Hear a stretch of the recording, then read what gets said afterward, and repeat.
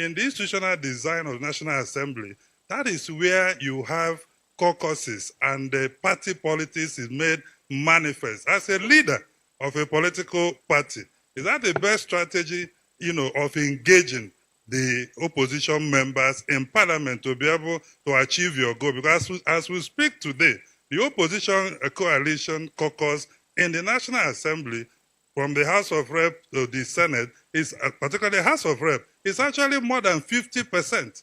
And the National Assembly is a place where if you take a decision by voice vote, they can actually move for a divide. And the point is that the opposition members in the National Assembly seem not to have leadership that is galvanizing, driving them to make change, the kind of change that you desire. Thank you very much. Your Excellency, you will respond to him and use that to round up your 1 minute. Thank you very much. Let me respond to what you claim about, the opposition parties in the National Assembly. Immediately after the elections, results were announced and members emerged before even the National Assembly was officially inaugurated. I invited members of the House of Representatives from all the political parties to my house. They all came. I said, look, I want you to take control of the leadership of the House of Reps. Because if you all work together, you will produce the leadership of the House of Reps because of your number. Whether you are Labour, whether you are AP, whether whatever. And they promised me they were going to do it. Again, we went to the Governors Forum in Bauchi, where we elected the chairman of the Governors Forum for PDP. Again, I called the members of the National Assembly, particularly House of Reps, and reminded them about the meeting we had in Abuja in my house. Make sure when you are electing your leaders, you conform to what we agreed. They went, and they were given money, and they all dispersed. They all dispersed. Yes, and they lost everything, but they took the money. What else? I was not in a position to expel any member. I was not in a position to suspend any member. But I have shown them leadership, which they declined. I want to say here publicly, I met with a political party leadership in the present opposition. And they told me bluntly that this government gives them 50 million each.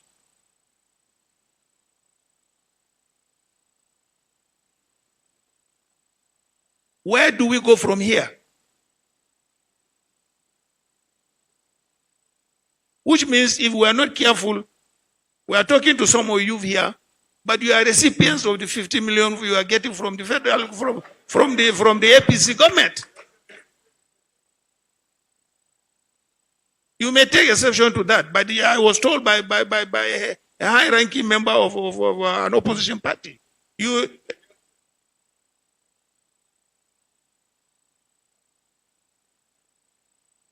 So, do we really want to fight for democracy? If we don't, we all go back to our homes. But if we do, I have been in this struggle for over 30 years. An attempt was made on my life. I escaped. I went on exile. I came back. But I never gave up. My businesses were taken over. I'm still surviving.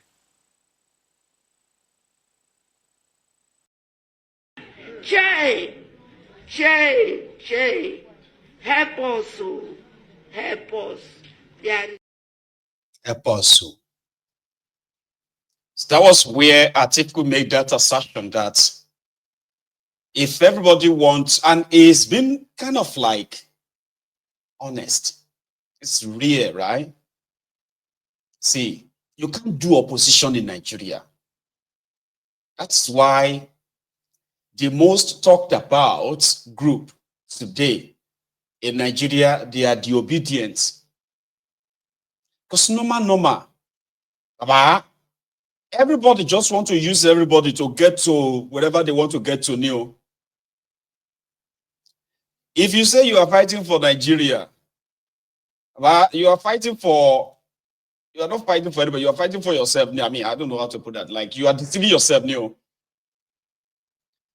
Because usually after every election in Nigeria, the next is for everybody to align until the next election again. Align simply means go on and take whatever you can take. If you are claiming to be opposition, this is your time to join them and become a saboteur for your own group, for your own party. Or you can just drop all the pretense and join them in eating. It's only disobedience that failed to go away. Because usually everybody just go away. After election, everybody goes away. And then when you go to National Assembly, those who are supposed to be opposed, have you ever seen it before? Have you ever seen it? Especially since this APC started, have you ever seen anywhere that the oppositions in the National Assembly walk out or oppose something that is proposed by the ruling government, ruling party? Have you ever seen anything like that? Opposition were supposed to stand up and question everything that is being pushed by the ruling party. But you don't have that in Nigeria, because you know what? Immediately after, everybody go back to become contractors at the National Assembly. You need to make money. And if you want to go and be opposition, you don't go make money. So they all become the eye service. Those in support say hi. Those against say the eye service. And then you are wondering, like, what the heck? What happened to the half of the entire room filled with opposition? Then these low-life criminals, some of them who used you, the obedience and your wave in 2023 to become reps, to become senators. They have, I mean, right now, they have started the campaign to go and join Tinubu in APC. Because it's never about you. It's never opposition about, you won't go do opposition for 4 years, but you're not going to see anything. Or that's what they say to themselves. So for you to enjoy and get contract and get a juicy committee, because they have committee, different committees. All right.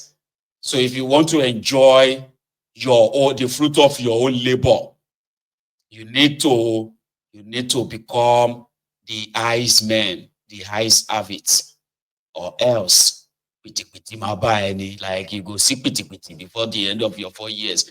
And guess what? If you have no money to go and bribe them for vote again. And it's such a shame though, because you see the obedient guys, the Labour Party guys, they got all these things on a platter. They didn't have to bribe anybody for votes. They didn't have to buy election. They didn't have to buy votes, rather. So what exactly would they say they are going to lose standing on the side of the people? So Atiku is right. Did you hear the part where he said they came to his house, right? Out of the National Assembly, right? Out of 360 House of Representative members, right? I think it is only 205 or 210, right? That are APC. I think is it even up to that? I don't think they are even up to that. No, I think they are like 197 or thereabouts. So which means you have more than 160 opposition House of Rep members in the National Assembly. Have you ever seen the 160 years opposition there stand up and say, no? We say no. You won't get it to third to pass this. You will not get, no. Once they move money and give them money, they are all eyes have it. Yes, men. Out of the 109 senators they have in Nigeria, at least over 40 of them, they are of the opposition. Have you ever seen them stood up and say no to this, like the normal opposition, to argue stuff out in that place? No. Even when a member of opposition got suspended, that Ningi guy that exposed budget padding in 2024, and he got suspended for that. The remaining opposition people there, they sat there because they are those who are padding budgets. It is their budget. It is the budget that, that they are going to have all their cut off. That is where they are making money. Adding 4 trillion, 5 trillion as bogus projects to the budget, the money they will cash out. So they will keep quiet. You are supposed to have opposition, right? That will always kind of give the ruling party the run for their money. Or did you not see some of them singing, in December, singing on your man debt, they shall die? Labour Party, PDP, singing on your mandate for Tinubu. So he said they came to his house and he told them that they have to make this stand and make that stand. But the moment they gave them money, everybody dispersed. It concerned them with Atiku. Here is another part where other guys were kind of like speaking their mind. Listen to this. And the second is the fact that we may not have a democracy anymore. What's going on now with the point that was made about trying to ensure that the opposition itself is non-existent anymore, and even increasingly they themselves have not met as a political party, suggests to me that we may end up in a situation where we don't even have political parties in 2027, because the internal implosion, even within the ruling party itself, will lead to a situation where that emergency becomes even more dire than we need. We may find. People may wake up in the party and find out, oh, there's no opposition. We've killed all the oppositions. We've finished with Labour. We've finished with PDP. So we are all inside the APC, opposition and non-opposition. We are fighting ourselves inside the APDP and APC. And meanwhile, the APC has not even met to even have an understanding of what the kind of democracy of the future should be. Consequently, this is a problem and an emergency largely above what I think we should even be reducing to the level of political parties and what the political actors can do. I think this is a more fundamental question about what the future of the democracy itself is, and it's not something to be left to politicians or political parties. It's something much larger than that, and I think that's where my concern comes from. Thank you very much. Can I call Dr. Your Excellency, the moderator, permit me to stand on existing protocols. His Excellency, the former Vice President Aman Nasir made reference to very touching, serious party matters at the heart of any attempt to form broad-based political party that will uproot to borrow from the likes of Mal Nasru, rather less APC government. But there are issues that are germane, some of which have been adequately dealt with by particularly His Excellency Malan Nasir about internal democracy.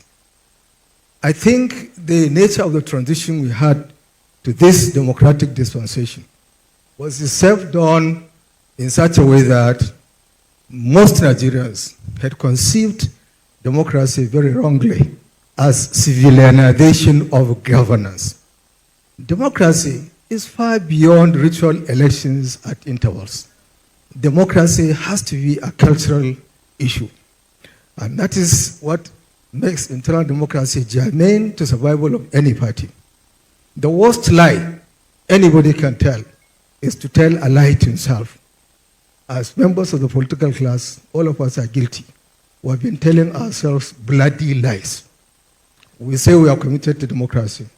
By the way we run each of the political parties from 1998 to date suggests the contrary. Because we have upgraded the so-called value of consensus building over and above competition, like Marlon Nasser rightly captured. And without that, you cannot have democracy. Parties are instruments of recruitment into leadership positions. And if you want to have people who run this democracy and run a democratic system, then the parties must themselves be democratic. You cannot give what you do not have. It's a simple rule. And so, that's number one. Number two, You have the 1 more issue minute of left. party discipline. Yeah. Party discipline has not been discussed, but I thought it is fundamental. You recall in the First Republic, Chief Awolowo's action group expelled serving Premier Akintola to strengthen party supremacy and party discipline. In Second Republic, when we are doing the tax of People's Redemption Party, Mala Aminu Kano expelled Abubakar Remi and Balaro Musa, then governors of Kano and Kaduna State, and the party survived. Wazir Ibrahim of GMPP expelled Governor Goni of Old Borno and Barde of Old Gongola, and the party survived.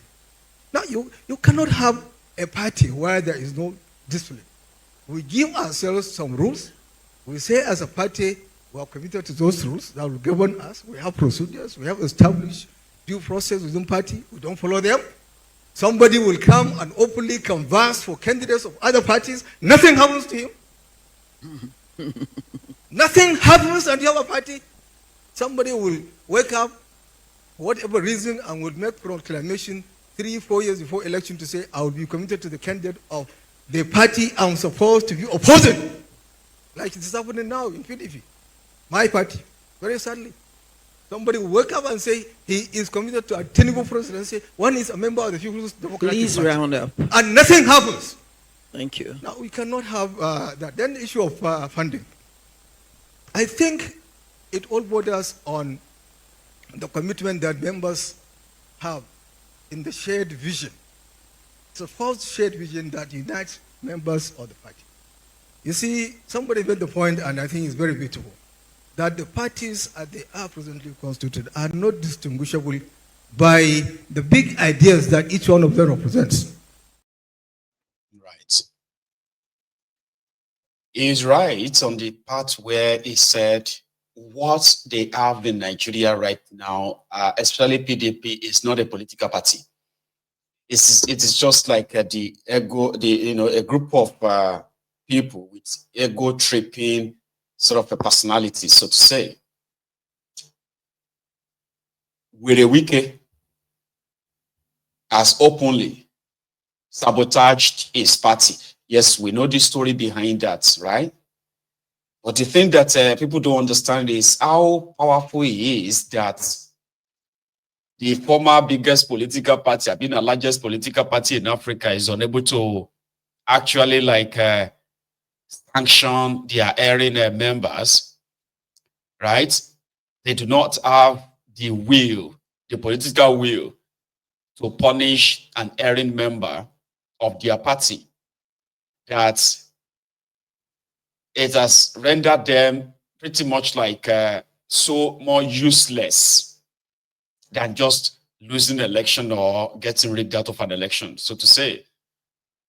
This is somebody that is holding down their party for Tinubu, and it seems like there is nothing anybody can do about it, other than just to talk, rant, group, and all of that.